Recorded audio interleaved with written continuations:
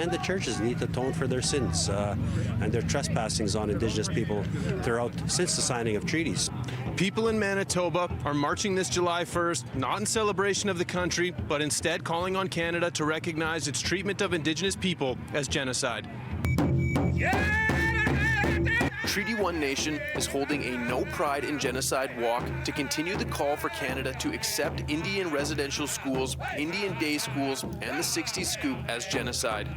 Yes, of course it does amount to genocide if you take a look at the definition of what that means, and for sure we would hope that Canada would recognize that. Chief Dennis Meaches says the fabric of Indigenous society was left in tatters by colonization and the Canadian government.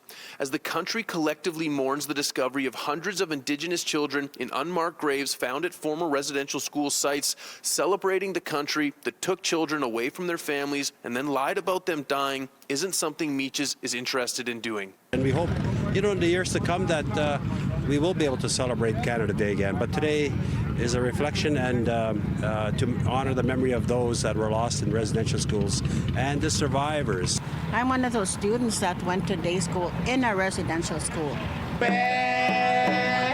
Elizabeth Richard is among those walking who lived through the experience of Indian day schools. She says it's time for Canada to be honest with Canadians and the world about what really took place in the country's history. We're here just to make people aware, of all what we've suffered, and we're still here.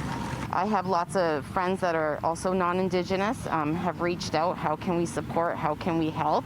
Melissa Spence says non-Indigenous allies coming out and standing with the Indigenous community is a good place to start for those who want to help.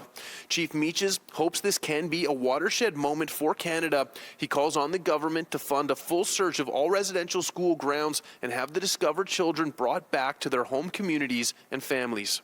We hope the next 150 would prove to be, a better relationship with Canada, and because a strong Indigenous community really makes a stronger Canada, and that's been the message. In Winnipeg, Mark Neufeld, City News.